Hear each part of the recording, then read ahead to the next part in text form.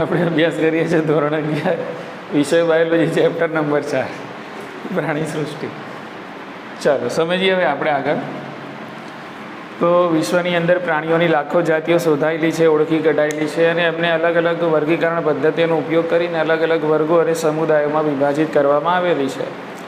પણ તમારે કોઈ પ્રાણીઓને અથવા તો વનસ્પતિઓને તમારે કોઈ ચોક્કસ વર્ગની અંદર વિભાજિત કરવી હોય તો એના માટે ચોક્કસ લાક્ષણિકતાઓ છે આપણે મગજમાં ધ્યાનમાં રાખવી પડે. એને આપણે કહીશું વર્ગીકરણના આધાર. બરાબર? તો આપણે કાલે એક યાદી બનાવી કે ભાઈ વર્ગીકરણના આધાર કયા કયા છે. તો એક તો આયોજનના સ્તરો, બીજું છે સમમિતિ. આયોજનના સ્તરોની અંદર વિવિધ પ્રાણીઓની અંદર પાચન તંત્રમાં પણ તફાવત જોવા મળે છે, રુધિરાભિસરણ તંત્રમાં પણ તફાવત જોવા મળે છે.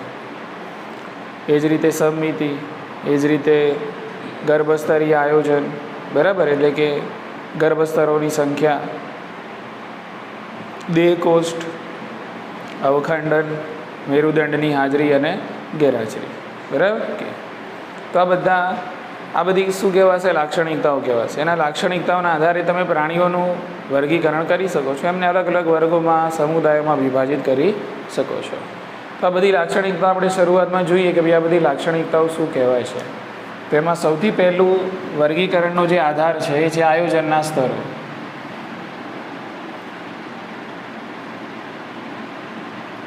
આયોજનના સ્તરો.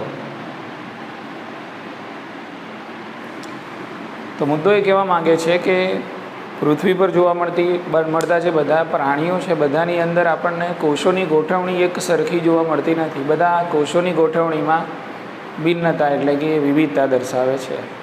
સમજી લો કે મારી અંદર જે કોષોની ગોઠવણી છે એવી સેમ ટુ સેમ બીજા પ્રાણીઓમાં પણ હશે ને એવું છે નહીં. અળસિયાની અંદર કંઈક ગોઠવણી અલગ છે, વંદાની અંદર ગોઠવણી અલગ છે, દેડકાની અંદર ગોઠવણી અલગ છે. બરાબર કે? એટલે જે કક્ષા નીચેની મતલબ જે પ્રાણીઓ નીચેની કક્ષામાં આવે છે એમની ગોઠવણી અલગ છે, જે પ્રાણીઓ ઉચ્ચ કક્ષામાં આવે છે એમાં કોષોની ગોઠવણી અલગ છે. બરાબર? એટલે કોષોનું જે આયોજન થવું જોઈએ એ આયોજન બધા પ્રાણીઓમાં સરખું નથી હોતું. તો કોષોની આયોજન કેવું છે, કોષોની ગોઠવણી કેવી છે, એના આધારે 4 આયોજનના સ્તરો આપણને વિવિધ પ્રાણીઓમાં જોવા મળે છે. કેટલા? 4 આયોજનના સ્તર. બરાબર કે? તો પહેલું જે આયોજનનું સ્તર છે એને કહેવાય કોષ સ્તરીય આયોજન. કોષ સ્તરીય આયોજન સમજીએ અને ઉદાહરણ આપીએ એટલે આ મુદ્દો પૂરો થાય કે કોષ સ્તરીય આયોજન એટલે શું. તો કોષ સ્તરીય આયોજન એટલે કે કેટલાક પ્રાણીઓ જે છે એ પ્રાણીઓમાં કોષોની ગોઠવણી સઘન રીતે થયેલી નથી હોતી પણ આવી રીતે છૂટી છવાઈ ગોઠવણી ધરાવે છે. એટલે કે કેટલાક પ્રાણીઓની અંદર કોષોની ગોઠવણી શિથિલ રીતે જોવા મળે છે અને આ બધા કોષો ભેગા મળીને પેશીઓનું નિર્માણ નથી કરતા. બધા કોષો ભેગા મળીને પેશીઓ બનાવતા નથી, પણ આ બધા કોષો છે એ વિવિધ કાર્યો કરે છે. બધા કોષોના કાર્યો અહીંયા સરખા નથી. બરાબર? કોષો છે એ વિવિધ કાર્યો કરે છે. એટલે આ પ્રકારની કોષોની ગોઠવણી એટલે કે આ પ્રકારનું કોષોનું જે આયોજન છે કે જેમાં કોષો શિથિલ રીતે ગોઠવાયેલા છે અને બધા કોષો પોતપોતાનું અલગ અલગ કાર્ય કરે છે. એવું નહીં આ બધા કોષોનું કાર્ય એક જ છે, ના, કોષોના કાર્યો અલગ અલગ છે. પણ આમાં કોષો ભેગા થઈને પેશીઓ બનાવતા નથી. એટલે આમાં જે આયોજન થયું કોષોનું એ કયું કહેવાય? કોષ સ્તરીય આયોજન. બોલો, ખ્યાલ આવી ગયો કે કોષ સ્તરીય આયોજનની અંદર કયા સમુદાયના પ્રાણીઓ આવે? તો યાદ રાખવાનું ઉદાહરણમાં સછિદ્ર એક સમુદાય છે જે આ ચેપ્ટરમાં આપણે સૌ પ્રથમ ભણવાના છીએ, સછિદ્ર સમુદાય. ચલો બીજું આપણને જોવા મળશે પેશી સ્તરીય આયોજન. પેશી સ્તરીય આયોજન. પેશી સ્તરીય આયોજન એટલે શું? તો કેટલાક પ્રાણીઓની અંદર આપણને આ બધા કોષો છે એમની જટિલ ગોઠવણી જોવા મળે છે. એટલે કોષો જટિલ રીતે એકબીજા સાથે જોડાય છે અને કોષો જટિલ રીતે એકબીજા સાથે જોડાઈને વિવિધ પેશીઓની રચના કરે છે. શું બનાવે છે? વિવિધ પેશીઓ બનાવે છે. આમાં પેશીઓ જોવા મળે છે ટૂંકમાં. આ પ્રાણીઓ એવા છે કે જેમાં પેશીઓ જોવા મળતી જ નથી, કોષો સુધી આવીને અટકી જાય છે, બસ વાત પૂરી થઈ ગઈ. ખ્યાલ આવી ગયો કે આની અંદર શું થશે કે કોષો ભેગા થશે, જટિલ રીતે એકબીજા સાથે ગોઠવાશે અને પેશીઓનું નિર્માણ કરશે, અને વિવિધ પેશીઓ છે એ વિવિધ કાર્યો કરશે. એટલે કે આ પેશી જે બની એનું કાર્ય કંઈ અલગ હશે, આ પેશીનું કાર્ય કંઈક અલગ હશે. એટલે અહીંયા વિવિધ પેશીઓ છે એ વિવિધ કાર્યો કરે છે. બોલો, સમજીએ કે મગજમાં? પણ આમાં પેશીઓ ભેગી થઈને પછી અંગો ના બનાવે, આમાં તમને અંગો જોવા મળે નહીં. એટલે આટલે સુધી અટકી જવાનું, બરાબર? એટલે કોષોની ગોઠવણી પેશીના સ્વરૂપમાં થયેલી હોય છે, પણ પેશીઓ ભેગી થઈને આમના શરીરમાં અંગો બનાવતી નથી. એટલે આ જે આયોજન છે એને કહેવાય પેશી સ્તરીય આયોજન, બરાબર?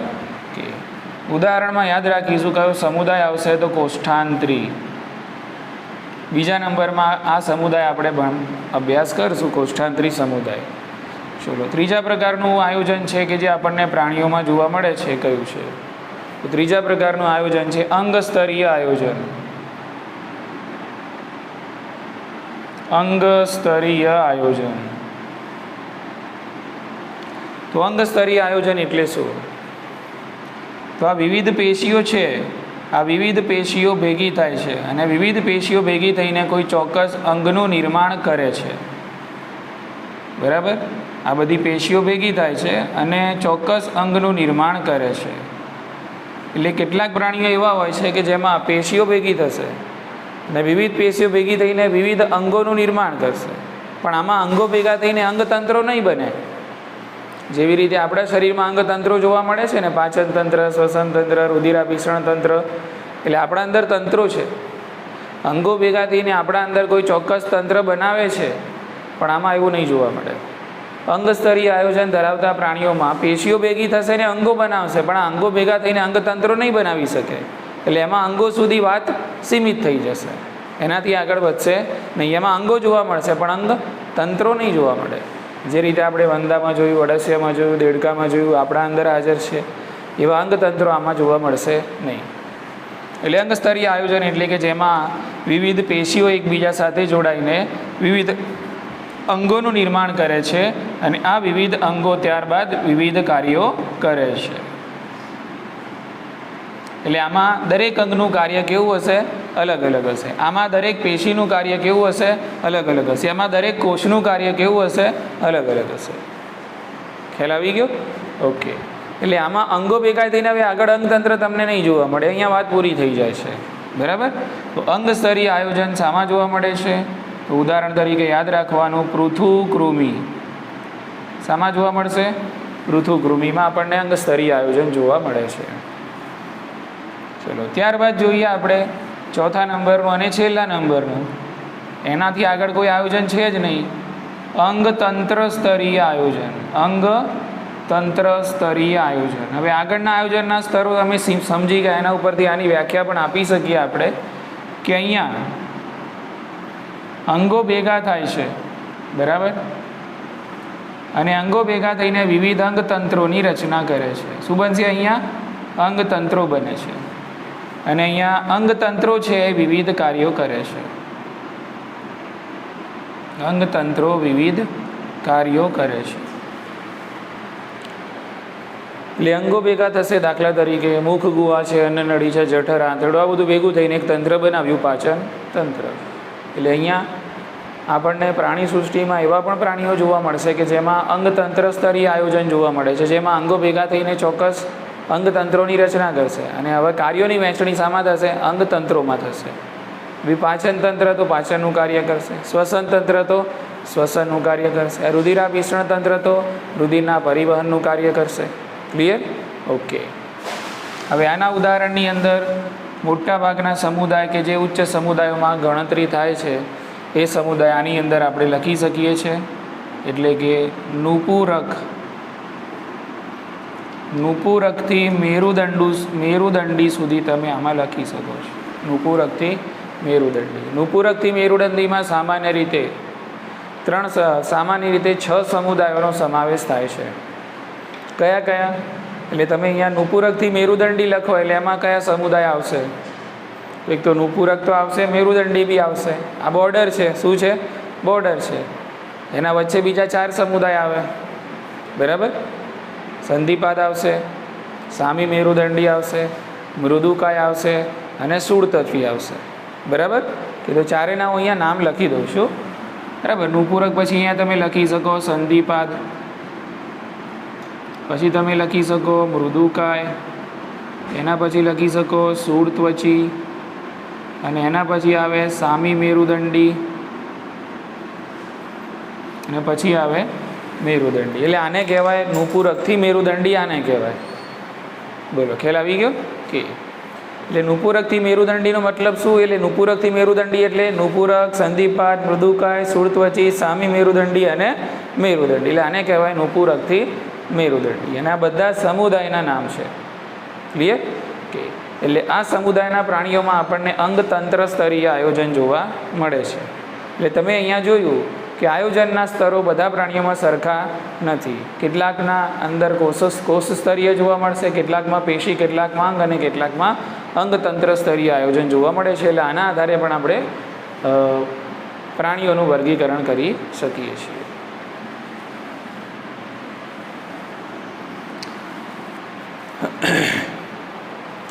હવે અંગતંત્રોની આપણે વાત કરીએ તો શું બધા જ અંગતંત્ર સ્તરીય આયોજન ધરાવતા પ્રાણીઓમાં અંગતંત્રોની રચના સરખી છે?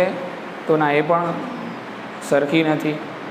સમજી લો કે માનવનું ચેતાતંત્ર દેડકાના ચેતાતંત્રના જેવું જ છે, અલગ પડે છે. દેડકાનું વંદાથી અલગ છે, વંદાનું અળસિયાથી અલગ છે, બરાબર. અળસિયાનું બીજા કોઈકથી અલગ હશે. એટલે એવું પણ નથી કે ભાઈ જેટલા પ્રાણીઓ અંગતંત્ર સ્તરીય આયોજન ધરાવે છે બધા પ્રાણીઓની અંદર તંત્રો સરખા જ હશે રચનાની દ્રષ્ટિએ. ના, રચનાની દ્રષ્ટિએ સરખા છે નહીં. કેટલાકની અંદર તંત્રો સુવિકસિત હશે તો કેટલાકની અંદર અલ્પ વિકસિત હશે, બરાબર. કેટલાકની અંદર મધ્યમ વિકસિત હશે. એટલે બધાની અંદર એક સરખા તંત્રો રચનાની દ્રષ્ટિએ જોવા મળશે નહીં. હા, ભલે બધા કેવા છે અંગતંત્ર સ્તરીય તમે કહી શકશો, પણ કેટલાકની અંદર કેવું હશે? અલ્પ વિકસિત પણ તમને જોવા મળે છે. ક્લિયર કે? તો એના ઉદાહરણની અંદર આપણે જોઈએ કે ભાઈ કેટલાક પ્રાણીઓના પાચન તંત્ર છે, એ પાચન તંત્રની અંદર આપણને વિવિધતા જોવા મળે છે. બધા પ્રાણીઓમાં પાચન તંત્રો સરખા હોતા નથી. કેટલાકની અંદર આપણને અપૂર્ણ પાચન તંત્ર જોવા મળે છે, તો કેટલાક પ્રાણીઓમાં આપણને સંપૂર્ણ પાચન તંત્ર જોવા મળે છે. બધામાં પાચન તંત્રો પણ સરખા નથી. હવે અપૂર્ણ પાચન તંત્ર એટલે શું? તો અપૂર્ણ પાચન તંત્ર એટલે કે જે પ્રાણીઓમાં મુખ દ્વાર અને મળ દ્વાર એક જ જગ્યાએથી ખુલતો હોય. મુખ દ્વાર અને મળ દ્વાર, બરાબર. આ બંને શરીરમાં કોઈ પણ એક જ જગ્યાએથી ખુલતા હોય. એટલે કે ઇનકમિંગ અને આઉટગોઈંગ બધું એક જ, એક જ દરવાજો. બોલો, સમજી ગયા કે? એટલે મુખ દ્વાર અને મળ દ્વાર માટે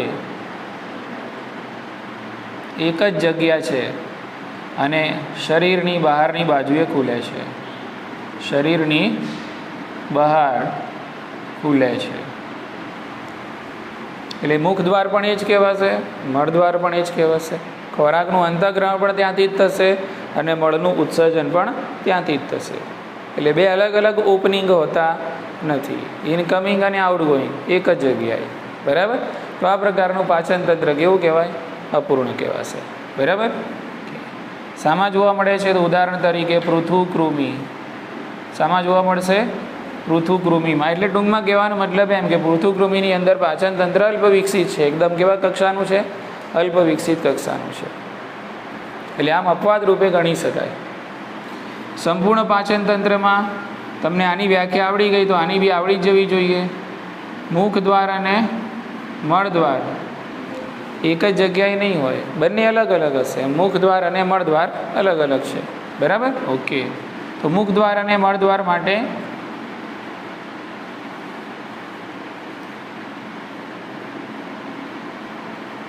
અલગ અલગ સપાટી દ્વાર હોય છે. આપણે નાનકડું અળસિયાનું જ ઉદાહરણ લઈ લઈએ કે ભાઈ આ અળસિયું છે, બરાબર. ઓકે. તો આ અળસિયાનું મુખ દ્વાર થશે અને આ અળસિયાનું શું થશે? મળ દ્વાર થશે. એટલે મુખ દ્વાર અહીંયા અલગ છે, મળ દ્વાર અલગ છે. ખોરાકનું અંતઃગ્રહણ અહીંયાથી થાય છે, પણ મળનું ઉત્સર્જન અહીંયાથી થાય છે. એટલે બંને માટે અલગ અલગ જગ્યા છે. એટલે આ પ્રકારનું પાચન તંત્ર કેવું કહેવાશે? સંપૂર્ણ કહેવાશે. બોલો, ઉતરી ગઈ મગજમાં વાત? બરાબર ને? ઓકે. એટલે આમાં પણ તમે લખી શકો છો નુપુરકથી મેરુદંડી. નુપુરકથી મેરુદંડી. ઇઝી? ઓકે.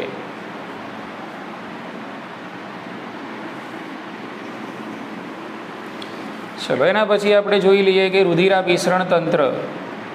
તો અંગતંત્ર સ્તરીય આયોજન ધરાવતા બધા પ્રાણીઓમાં રુધિરાભિસરણ તંત્ર પણ સરખા પ્રકારના હોતા નથી. અને આપણે આ મુદ્દો બહુ સરસ રીતે આગળ ભણી પણ ગયા છીએ. કેટલાક પ્રાણીઓની અંદર ખુલ્લું રુધિરાભિસરણ તંત્ર હોય છે, તો કેટલાક પ્રાણીઓની અંદર બંધ રુધિરાભિસરણ તંત્ર આપણને જોવા મળે છે. બરાબર. હમણાં જ જોઈ ગયા આપણે વંદાની અંદર ખુલ્લા પ્રકારનું, અળસિયાની અંદર બંધ પ્રકારનું, દેડકાની અંદર બંધ પ્રકારનું, માનવની અંદર બંધ પ્રકારનું. બોલો, ખ્યાલ આવી ગયું?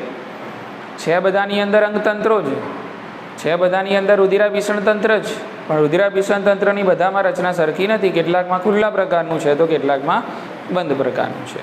બંને વચ્ચેનો નાનકડો તફાવત આપણે અહીંયા જોઈ લઈએ, લખી લઈએ, એટલે આ મુદ્દો પૂરો થઈ જાય. બરાબર કે? એટલે ખુલ્લું રુધિરાભિસરણ તંત્ર એટલે શું? તો ખુલ્લા રુધિરાભિસરણ તંત્રમાં જે રુધિરનું વહન છે, બરાબર, એ રુધિરનું વહન શામાં થશે? હૃદયમાં થશે. બરાબર કે? ચલો, હૃદયમાંથી પછી ક્યાં જશે? વાહિનીઓમાં જાય. વાહિનીઓમાંથી પછી કોટરોમાં જાય. ક્યાં જાય? કોટરોમાં. બરાબર. બંધ સિસ્ટમની અંદર જ વહન ના પામે, પછી છૂટું થઈ જાય, આમ આખું રેલમ છેલ શરીરની અંદર. બરાબર કે? ચલો, બંધ રુધિરાભિસરણ તંત્રમાં રુધિરનું વહન ક્યાં થશે? તો રુધિરનું વહન ક્યાં થશે? હૃદયમાં થશે. પછી રુધિર વાહિનીઓમાં જાય. દાખલા તરીકે ધમનીમાં જશે અને શિરામાં જશે. પછી પાછું ક્યાં આવી જશે? ફરીને હૃદયમાં આવી જશે. રુધિર કોટરોમાં જશે નહીં. બોલો, ખ્યાલ આવી ગયો? ઓકે. ચલો, ખુલ્લા પ્રકારના રુધિરાભિસરણ તંત્ર ધરાવતા પ્રાણીઓના જે અંગો છે રુધિરના સીધા સંપર્કમાં હોય છે. એટલે અંગો રુધિરથી તરબડતોડ હોય છે. કેવા હોય છે? તરબડતોડ. તાબડતોડ નહીં, શું? તરબડતોડ. બોલો, સમજાય છે? અંગો રુધિરના સીધા ડાયરેક્ટ કોન્ટેક્ટમાં હશે. બરાબર ને? કયા પ્રકારમાં? ખુલ્લા પ્રકારમાં. ઓકે. તો અહીંયા આપણે લખીશું અંગો રુધિરના સીધા સંપર્કમાં છે. સીધા સંપર્કમાં છે એટલે કે તરબડતોડ છે. શાનાથી તરબડતોડ છે? રુધિરથી. એમ ખ્યાલ આવી ગયો ને? આનું ઊંધું અહીંયા લખી શકો. બરાબર કે ભાઈ? અંગો રુધિરના સીધા સંપર્કમાં હોતા નથી. ક્લિયર? ઓકે. ચલો, એના પછી ખુલ્લા રુધિરાભિસરણ તંત્રની અંદર રુધિરનો જથ્થો વધારે હોય છે. સામાન્ય રીતે કેવો હોય છે? વધારે હોય છે. જ્યારે બંધ રુધિરાભિસરણ તંત્રમાં રુધિરનો જથ્થો મર્યાદિત હોય છે. રુધિરનો જથ્થો કેવો છે? મર્યાદિત છે. બરાબર. ખુલ્લું રુધિરાભિસરણ તંત્ર જે છે એમાં રુધિરનું દબાણ નીચું હોય છે. એને અહીંયા રુધિરનું દબાણ કેવું હોય છે? ઊંચું હોય છે. બોલો, સમજી ગયા? ચલો, એ જ રીતે નીચું તો હોય છે, પણ સાથે સાથે અનિયમિત હોય છે. નીચું ખરું, પણ કેવું? અનિયમિત. અને અહીંયા ઊંચું ખરું, પણ કેવું? નિયમિત. એટલે જે પ્રાણીઓમાં તમને ખુલ્લું રુધિરાભિસરણ તંત્ર જોવા મળે છે, બરાબર, એ પ્રાણીઓમાં રુધિરનું દબાણ અનિયમિત હશે, પણ કેવું હશે? નીચું હશે. અને બંધ રુધિરાભિસરણ તંત્ર ધરાવતા પ્રાણીઓના રુધિરનું દબાણ ઊંચું હશે, પણ નિયમિત હશે. ખ્યાલ આવી ગયો કે? અને છેલ્લે ઉદાહરણ લખી લેવાના, એટલે તફાવત પણ તૈયાર થઈ જશે. કોની વચ્ચેનો? ખુલ્લું અને બંધ રુધિરાભિસરણ તંત્ર વચ્ચેનો. ક્લિયર કે? એટલે ખુલ્લું શામાં જોવા મળ્યું આપણને? વંદામાં જોવા મળ્યું ને? વંદો કયો સમુદાયનું પ્રાણી? સંધિપાદ. એનો મતલબ એમ કે સંધિપાદીઓની અંદર કેવું રુધિરાભિસરણ તંત્ર જોવા મળે? હા, બરાબર. તો આ ઉદાહરણ સંધિપાદ સમુદાયની અંદર ખુલ્લા પ્રકારનું જોવા મળે છે. એ જ રીતે મૃદુકાયોમાં પણ જોવા મળે. શામાં? મૃદુકાયો. પણ કેવા મૃદુકાયો? શીર્ષપાદીઓ સિવાયના મૃદુકાયો, શીર્ષપાદીઓ સિવાય. એટલે ખુલ્લું રુધિરાભિસરણ તંત્ર એક તો સંધિપાદીઓમાં જોવા મળે અને મૃદુકાયોમાં, પણ મૃદુકાયોમાં શીર્ષપાદીઓ નહીં, કારણ કે શીર્ષપાદીમાં પાછું શું હોય? બંધ પ્રકારનું હોય. ખ્યાલ આવી ગયો? દાખલા તરીકે ઓક્ટોપસ, તો ઓક્ટોપસ શીર્ષપાદી કહેવાય, મૃદુકાયમાં આવશે પણ શું કહેવાય? શીર્ષપાદી કહેવાય. એટલે એના અંદર કયા પ્રકારનું છે? પાછું બંધ. એટલે બધા મૃદુકાયોમાં એવું હોતું નથી, અને બાકીના બધા સમુદાયોની અંદર કેવું? બંધ પ્રકારનું છે. તમે એમાં નુપૂરક લખી શકો છો, બરાબર. એના સિવાય તમે સૂળત્વચી લખી શકો, મેરુદંડી લખી શકો, બરાબર.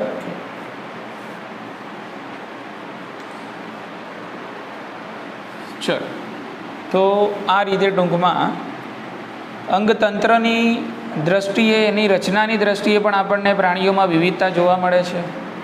તો આ રીતે પાચન તંત્ર, રુધિરાભિસરણ તંત્ર અલગ અલગ છે, એ રીતે બીજા બધા તંત્રો પણ અલગ હશે જ. ચેતાતંત્ર પણ બધામાં સરખા હશે નહીં, ઉત્સર્જન તંત્ર પણ બધામાં સરખા હશે નહીં. ખ્યાલ આવી ગયો ને? એટલે તંત્રોની રચનાની દ્રષ્ટિએ પણ આપણને વિવિધતા જોવા મળે છે. એટલે આ બધી વસ્તુ ધ્યાનમાં રાખીને તમે પ્રાણીઓને શું કરી શકો? અલગ અલગ વર્ગો અને સમુદાયમાં વહેંચી શકો એમ. એટલે આ આપણો વર્ગીકરણનો થશે આધાર. એના પછી આવે છે સમમિતિ. તો બધા પ્રાણીઓ સમમિતિની દ્રષ્ટિએ પણ સરખા નથી હોતા, વિવિધતા દર્શાવે છે. કે તો સમમિતિ કેટલા પ્રકારની જોવા મળે છે? તો એના આધારે આપણે એના 3 પ્રકાર પાડી શકીએ છીએ. તો મુખ્યત્વે આપણને પ્રાણી સૃષ્ટિમાં 3 પ્રકારની સમમિતિ ધરાવતા પ્રાણીઓ જોવા મળે છે. એમાં એક છે અસમમિતિ, અસમમિતિ, એક છે અરીય સમમિતિ, અને પછી આવે દ્વિપાર્શ્વ સમમિતિ. તો અસમમિતીય પ્રાણીઓ અરીય સમમિતિ ધરાવતા અને દ્વિપાર્શ્વ સમમિતિ ધરાવતા. આમ મુખ્ય 2 પ્રકાર થાય, અસમમિતીય અને સમમિતીય. સમમિતીયમાં 2 પ્રકાર પડે, અરીય અને દ્વિપાર્શ્વ. બોલો, ખ્યાલ આવી ગયો? ઓકે, ફટાફટ સમજી લઈએ અને મુદ્દો પૂરો કરીએ. અસમમિતીય એટલે શું? એટલે અસમમિતીય એટલે કે તમે કોઈ પ્રાણીને, દાખલા તરીકે એની જે મધ્ય અક્ષ છે, એ મધ્ય અક્ષમાંથી પસાર થતી ધરી એ પ્રાણીને 2 સરખા ભાગમાં વિભાજિત ના કરી શકે, 2 સરખા ભાગમાં વહેંચતી નથી. એનો મતલબ એમ કે એની કોઈ સમમિતિ છે જ નહીં. એ કેવું પ્રાણી છે? અસમમિતીય છે. એના 2 સરખા ભાગ પડતા જ નથી. તમે મધ્ય અક્ષમાંથી પસાર થતી ધરીમાંથી એ પ્રાણીને કટિંગ કરો, બરાબર ને, તો એ પ્રાણીના 2 સરખા ભાગ પડે નહીં. બોલો, ક્લિયર છે? એનો મતલબ એમ કે એ પ્રાણીની સમમિતિ કેવી થઈ? અસમમિતિ. સમમિતિ જ નથી આમ તો, બરાબર. ઓકે, એટલે આમાં ઉદાહરણમાં લખવાનું સછિદ્ર, બરાબર. ચલો, અરીય સમમિતિ એટલે શું? તો મધ્ય અક્ષમાંથી પસાર થતી કોઈ પણ ધરીએ એ જે તે પ્રાણી છે 2 સરખા ભાગમાં વહેંચાશે જ, બરાબર. દાખલા તરીકે જુઓ, આ પ્રાણી છે અને આ પ્રાણીની થઈ ગઈ મધ્ય અક્ષ. એટલે આ મધ્ય અક્ષમાંથી તમે કોઈ પણ ધરી કાઢો, આ ધરી કાઢી, આ ધરી કાઢી, આ ધરી કાઢી, આ ધરી કાઢી, આ ધરી કાઢી, આ ધરી કાઢી, બરાબર. પણ મધ્ય અક્ષમાંથી કોઈ પણ ધરીએથી આ પ્રાણી 2 સરખા ભાગમાં જ વહેંચાશે. તમે આમ કટ કરો તો 2 સરખા ભાગ, આમ કટ કરો તો આ 2 સરખા ભાગ, આમ કટ કરો તો આ 2 સરખા ભાગ. બોલો, ખ્યાલ આવી ગયો ને? એટલે આ પ્રકારની સમમિતિ ધરાવતા પ્રાણીઓ કેવા કહેવાશે? અરીય સમમિતીય પ્રાણી કહેવાય. એટલે આવા પ્રાણીઓની સમમિતિ અરીય થઈ, અથવા તો ગોળાકાર. અરીય માટે બીજો શબ્દ કયો છે? ગોળાકાર સમમિતિ પણ વપરાય છે, બરાબર. તો અહીંયા હું કૌંસમાં લખી દઉં છું ગોળાકાર. તો આની વ્યાખ્યા શું થશે? તો મધ્ય અક્ષમાંથી પસાર થતી કોઈ પણ ધરી, બરાબર, કોઈ પણ ધરી ક્યાંથી પસાર થવી જોઈએ? મધ્ય અક્ષમાંથી પસાર થવી જોઈએ. એ પ્રાણીને 2 સરખા ભાગમાં જ વહેંચશે.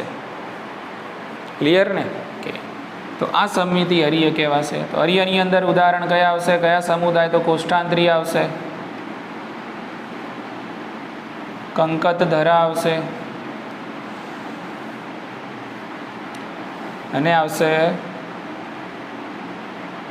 શૂળત્વચી, બોલો ઉતરી ગઈ મગજમાં વાત? ચલો એના પછી કઈ? દ્વિપાર્શ્વ. ચલો આમાં ફરીથી આપણે અળસિયાનું ઉદાહરણ લઈ લઈએ કે માની લો કે અળસિયું છે.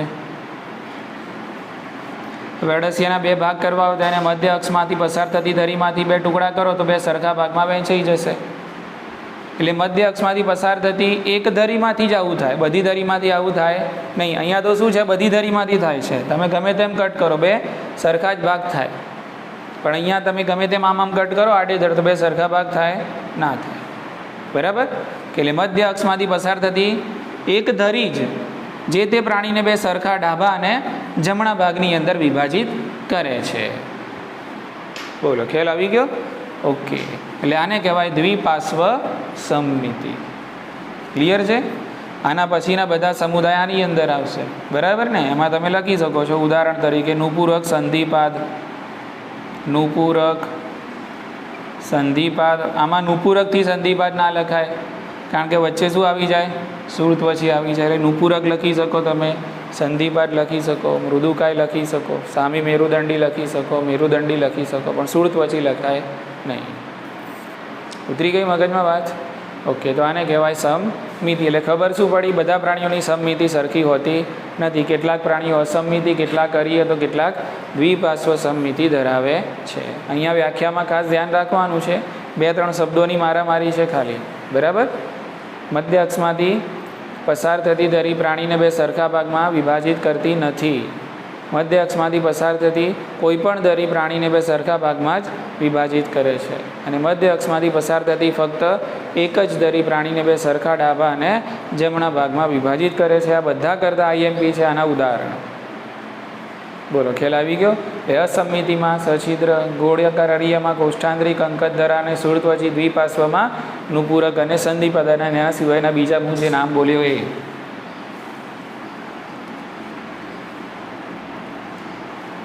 બોલો ખ્યાલ આવી ગયો? ચલો એના પછી સી કે ગર્ભસ્તરીય આયોજન. ગર્ભસ્તરીય આયોજન.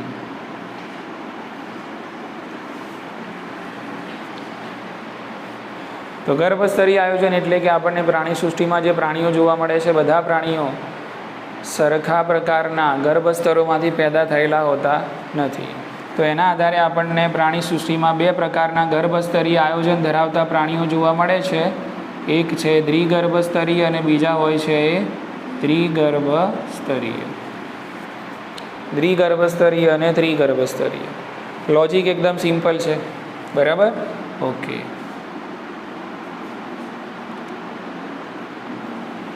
આ છે અંતઃગર્ભસ્તર. બરાબર?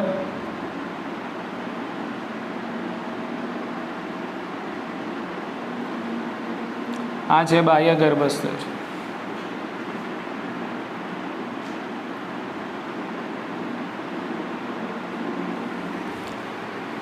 બરાબર? આ થઈ ગયું અંતઃગર્ભસ્તર. ગર્ભસ્તર કોમન છે એટલે ફરી નથી લખતો હું. આ બાહ્ય ગર્ભસ્તર એટલે કે કેટલાક પ્રાણીઓમાં જ્યારે ભ્રૂણ વિકાસ થતો હોય ને, તો એ ભ્રૂણ વિકાસ પહેલાં કોષો 2 ગર્ભસ્તરોમાં જ ગોઠવાયેલા હોય, અંતઃગર્ભસ્તર અને બાહ્ય ગર્ભસ્તર. ત્રીજું ગર્ભસ્તર જોવા મળે નહીં. ઉતરી ગઈ મગજમાં વાત? એટલે એમનું આખું શરીર આ 2 ગર્ભસ્તરોમાંથી જ બન્યું હોય. સમજી ગયા ને? ઓકે. એટલે આ પ્રકારના પ્રાણીઓ શું કહેવાશે? દ્વિગર્ભસ્તરીય. એનો મતલબ એમ કે દ્વિગર્ભસ્તરીયમાં 2 ગર્ભસ્તરો કયા જોવા મળે છે? તો અંતઃગર્ભસ્તર અને બાહ્ય ગર્ભસ્તર. એનો મતલબ એમ કે કોષોની ગોઠવણી 2 ગર્ભસ્તરોમાં થયેલી હોય છે. ક્લિયર? અને આ ગર્ભસ્તરોમાંથી જ પછી એમનું બધું જ બને છે. બોલો ઉતરી ગઈ મગજમાં વાત? બરાબર?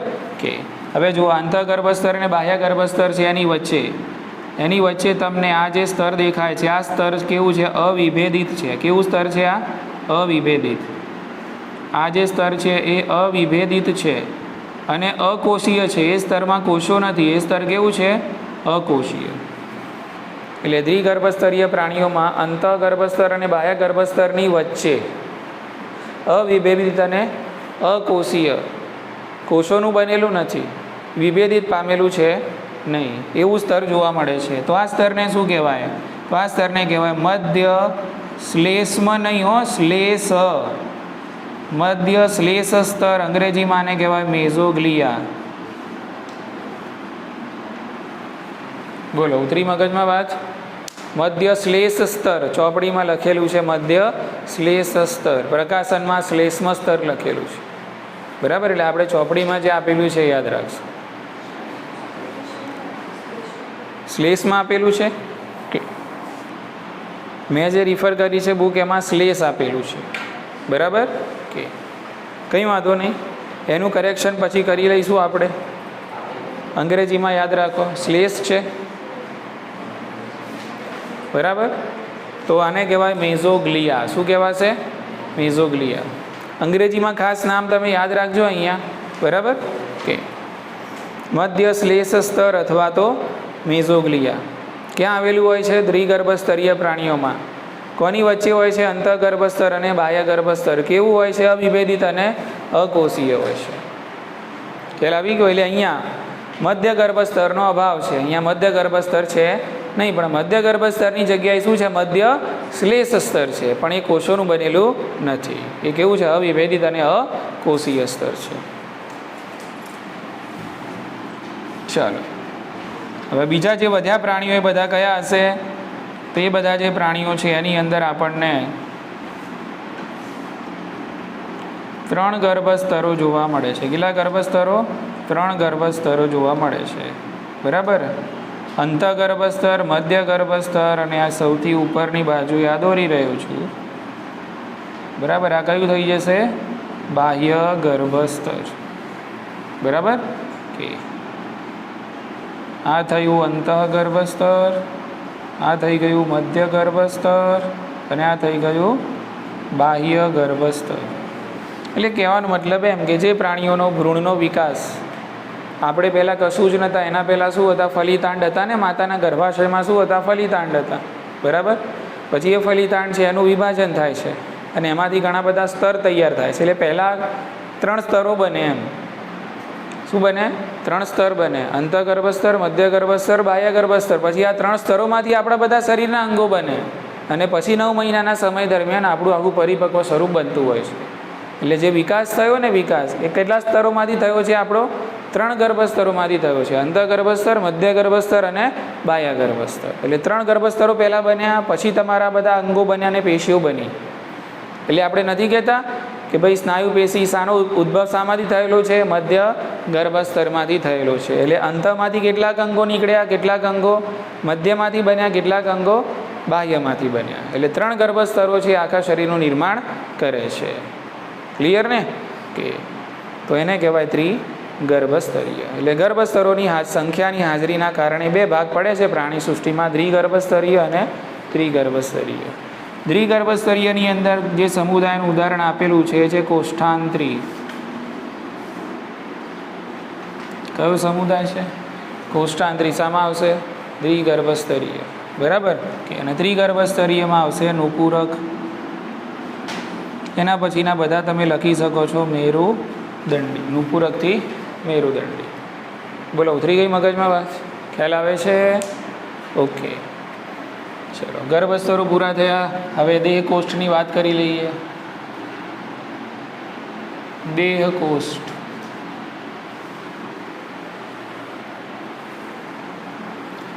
તો આ જે દેહકોષ્ઠ છે એના આધારે ફરીથી પ્રાણીઓ છે એના 3 પ્રકારો પાડી શકો. દેહકોષ્ઠની હાજરી અને ગેરહાજરી. હાજરી માટે હું આ નિશાની કરું છું, ગેરહાજરી માટે હું આ નિશાની કરું છું, બરાબર ઓકે.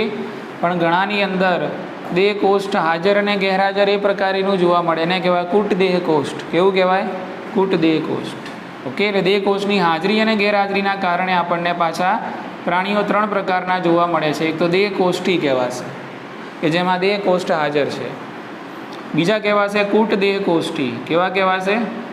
કૂટ દેહકોષ્ઠી, જેમાં દેહકોષ્ઠ હાજર તો છે પણ જેવો હાજર જો હોવો જોઈએ એવો નથી. ટુકડાઓ સ્વરૂપે હોય. કેવા સ્વરૂપે?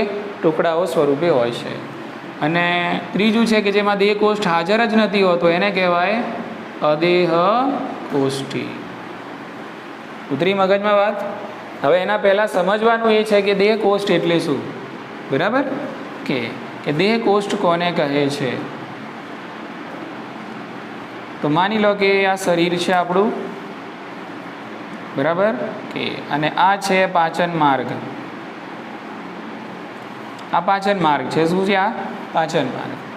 ઓકે, તો આને આપણે કહીએ પાચન નળી, પાચન માર્ગ અથવા તો પાચન નળી. બરાબર. ઓકે, તો આ પાચન નળી છે અને આ આપણી થઈ શરીર દિવાલ. શરીર દિવાલ. બરાબર. બહુ સરળ વ્યાખ્યા છે, ધ્યાન રાખો. પાચન નળી અને આ શરીર દિવાલની વચ્ચે તમને આ અવકાશ જોવા મળે છે ને. પાચન નળી અને શરીર દિવાલની વચ્ચે આ જે અવકાશ જોવા મળે છે, દૈહિક અવકાશ. બરાબર ને? બસ આને દેહકોષ્ઠ કહેવાય. શું કહેવાય? દેહકોષ્ઠ. મુદ્દો સેટ. બરાબર ને? તો પાચન નળી અને શરીર દિવાલ વચ્ચે જોવા મળતો જે દૈહિક અવકાશ છે, અને આ દૈહિક અવકાશનું અસ્તર શાનાથી આવરિત હોય છે? તો મધ્ય ગર્ભ સ્તરથી. શાનાથી?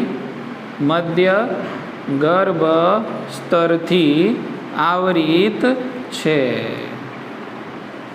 બરાબર. એટલે આ પ્રકારનો દૈહિક અવકાશ દેહકોષ્ઠ કહેવાય, અને દેહકોષ્ઠ ધરાવતા પ્રાણીઓને દેહકોષ્ઠી કહેવાય. બોલો, ઉતરી મગજમાં વાત? ખ્યાલ આવી ગયો ને? એટલે પહેલાં યાદ રાખવાનું દેહકોષ્ઠ એટલે શું. તો પાચન નળી અને શરીર દિવાલ વચ્ચે જોવા મળતો દૈહિક અવકાશ કે જેનું અસ્તર શાનાથી આવરિત છે? મધ્ય ગર્ભ સ્તરથી આવરિત છે. આ પ્રકારના અવકાશને દેહકોષ્ઠ કહે છે, અને દેહકોષ્ઠ ધરાવતા પ્રાણીઓને દેહકોષ્ઠી પ્રાણીઓ કહે છે. ક્લિયર? ઓકે, ચલો. તો એની નાની અમથી આકૃતિ આપણે અહીંયા દોરી દઈએ. બરાબર. ઓકે, તો આ થઈ ગયું અંતઃગર્ભ સ્તર. બરાબર. એના પછી આ છે એ બાહ્ય મધ્ય ગર્ભ સ્તર.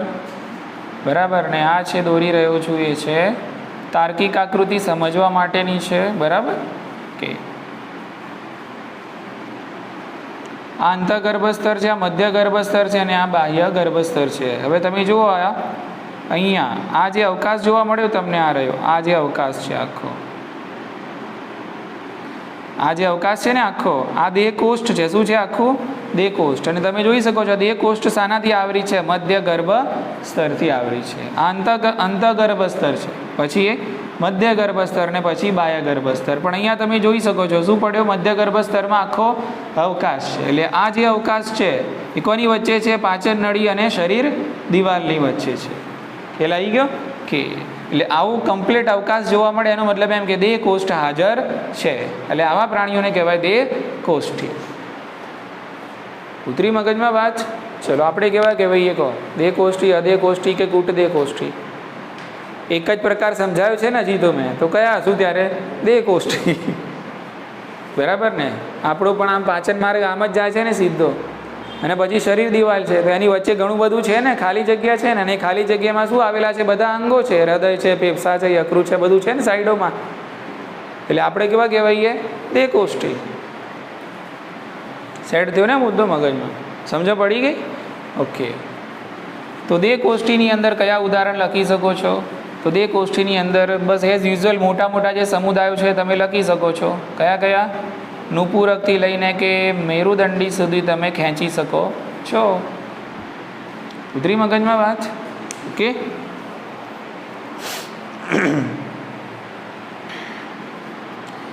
ચલો. એના પછી આવશે કૂટ દેહકોષ્ઠી.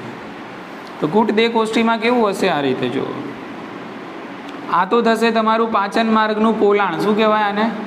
હા, આપણું જે પોલાણ હોય છે ને, જ્યાં ખોરાક જતો છે, આ પોલાણ છે. બરાબર ને?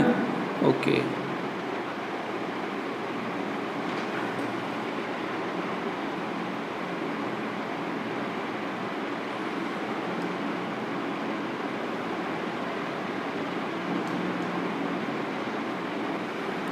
જો આ છે અંતઃગર્ભ સ્તર, આ છે બાહ્ય ગર્ભ સ્તર. તો અહીંયા મધ્ય ગર્ભ સ્તર છે નથી એવું નહીં. મધ્ય ગર્ભ સ્તર પણ છે, પણ મધ્ય ગર્ભ સ્તરની અંદર અવકાશ નથી. આવું કમ્પ્લીટ મોટો અવકાશ જોવા મળે એવો અવકાશ નથી. પણ મધ્ય ગર્ભ સ્તરની અંદર બરાબર છૂટી છવાઈ આ રીતે નાની નાની પુટિકાઓ, કોથળીઓ સ્વરૂપે તમને જોવા મળે છે. એટલે આવી જગ્યાઓ હશે છૂટી છવાઈ. આમ કમ્પ્લીટ આવી મોટી જગ્યા નહીં પડે, નાની નાની શું હશે? કોથળીઓ જેવી જગ્યાઓ મધ્ય ગર્ભ સ્તરની અંદર આપણને જોવા મળશે. એટલે અહીંયા તમે કહી શકો કે ભાઈ મધ્ય ગર્ભ સ્તરથી દેહકોષ્ઠ આવરિત થયેલો હોતો નથી, પણ મધ્ય ગર્ભ સ્તરમાં નાની નાની જગ્યાઓ પુટિકાઓ સ્વરૂપે છૂટી છવાઈ જોવા મળે છે. એટલે આ પ્રકારનો દેહકોષ્ઠ કેવો કહેવાય? કૂટ દેહકોષ્ઠ. અને આવા પ્રાણીઓને કૂટ દેહકોષ્ઠી કહેવાય. બોલો ઉતરી ગઈ મગજમાં વાત? બરાબર. તો કૂટ દે કોષનું ઉદાહરણ બહુ જ અગત્યનું છે, સૂત્રકૃમિ. શું આવશે આમાં? સૂત્રકૃમિ. ચલો એના પછી આવશે અદય કોષ્ઠી. તો આમાં તો દેહ કોષ્ઠ દોરવાનું જ નથી, સીધે સીધું દોરી દેવાનું. બરાબર. આ થઈ ગયું તમારું અંતઃગર્ભસ્તર. એની ઉપર આવી જશે કયું ભાઈ? મધ્ય ગર્ભસ્તર. અને એની ઉપર આવી જશે બાહ્ય ગર્ભસ્તર. કોઈ અવકાશ છે જ નહીં વચ્ચે, કોઈ જગ્યા જ નથી, એટલે દેહ કોષ્ઠ હાજર નથી, એટલે અદેહ કોષ્ઠ છે. એટલે આવા પ્રાણીઓને કહેવાય અદેહ કોષ્ઠી. બરાબર. તો આમાં ઉદાહરણ લખશો તમે પૃથુકૃમિ. બોલો ઉતરી ગઈ મગજમાં વાત? ખ્યાલ આવી ગયો ને? ઓકે. તો દેહ કોષ્ઠની વિવિધતાની દ્રષ્ટિએ કેટલાકમાં હાજર છે, કેટલાકમાં ગેરહાજર છે, અને કેટલાકમાં હાજર છે તો નાની નાની પુટિકાઓ અને કોથળીઓ સ્વરૂપે જોવા મળે છે. એટલે એને કહેવાય કૂટ દેહ કોષ્ઠી. એટલે આ પ્રમાણે 3 પ્રકાર પડ્યા: દેહ કોષ્ઠી પ્રાણીઓ, કૂટ દેહ કોષ્ઠી અને અદેહ કોષ્ઠી. દેહ કોષ્ઠીની અંદર પહેલાં દેહ કોષ્ઠની વ્યાખ્યા યાદ રાખવાની. ખાસ આ પૂછાય છે વ્યાખ્યા, નીટમાં પણ પૂછાય છે. પાચન નળી અને શરીર દિવાલની વચ્ચે જે દૈહિક અવકાશ જોવા મળે છે કે જેનું અસ્તર શાનું બનેલું હોય? મધ્ય ગર્ભસ્તરનું બનેલું હોય છે. આ પ્રકારનો અવકાશ છે જેને દેહ કોષ્ઠ કહેવાય છે. તો નુપૂરક અને એટલે કે નુપૂરકથી લઈને બધા મોટા સમુદાયો છે, તમે એમાં લખી શકો. કૂટ દેહ કોષ્ઠીમાં સૂત્રકૃમિ અને અદેહ કોષ્ઠીમાં પૃથુકૃમિ. બોલો ખ્યાલ આવી ગયો? ઓકે. ચલો એના પછી આપણે જોઈ લઈએ. હવે ફટાફટ 2 નાનકડા મુદ્દા બાકી છે, પૂરા જ કરી દઉં છું. બરાબર. એક મુદ્દો તો આપણે ઓલરેડી ભણી ગયેલા છીએ. ઓકે. અવખંડન શું છે? હવે અવખંડન એ છે ને ભાઈ, જોતા રહેજો. બરાબર ને? ઓકે. તો કેટલાક પ્રાણીઓનું જે શરીર છે એ બહારથી અને અંદરથી સરખા ખંડોમાં વિભાજિત થયેલું હોય છે. બરાબર. ઓકે. બહારથી પણ એમનું શરીર ખંડોમાં વિભાજિત થયેલું હોય અને અંદરથી પણ એમનું શરીર સરખા ખંડોમાં વિભાજિત થયેલું હોય. એટલે આ પ્રકારના ખંડિત થયેલા મતલબ આ પ્રકારના સરખા ખંડો, અનેક ખંડો આપણને કેટલાક પ્રાણીઓમાં જોવા મળે છે. તો આને સમખંડતા કહેવાય. શું કહેવાય આને? સમખંડતા. અંગ્રેજીમાં એને મેટામરિક સેગમેન્ટેશન તરીકે ઓળખવામાં આવે છે. આ બધા શબ્દો એમાં વપરાયેલા છે, તમારે યાદ રાખવાના. બરાબર ને? સમખંડતા કહેવાય. દાખલા તરીકે આપણે જોયું ને અળસિયું, તો અળસિયામાં કેટલા 100 થી 120 ખંડો હતા. એટલે અળસિયાનું શરીર અંદરથી ને બહારથી સરખા ખંડોમાં શું થયેલું છે?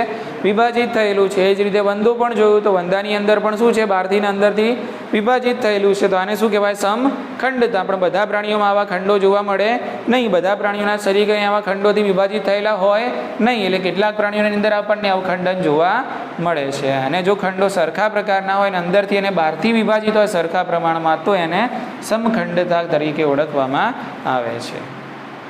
ઉતરી ગઈ મગજમાં વાત? ઓકે. એટલે આપણે નામ લખી જ દીધું છે. આપણે જાણીએ છીએ અળસિયાની અંદર આ વસ્તુ જોવા મળે છે. એટલે અળસિયું કયું પ્રાણી કહેવાય? કયા સમુદાયનું કહેવાય છે? નુપૂરક. એટલે નુપૂરક. અને બીજું શું આવશે? વંદો. કયા સમુદાયની? સંધિપાદ. એટલે આ પ્રકારના પ્રાણીઓમાં આવું સમખંડતા જોવા મળે છે. બોલો ઉતરી ગઈ મગજમાં વાત? ચલો છેલ્લું જોઈ લઈએ હવે. બરાબર. મેરુદંડની હાજરી અને ગેરહાજરી.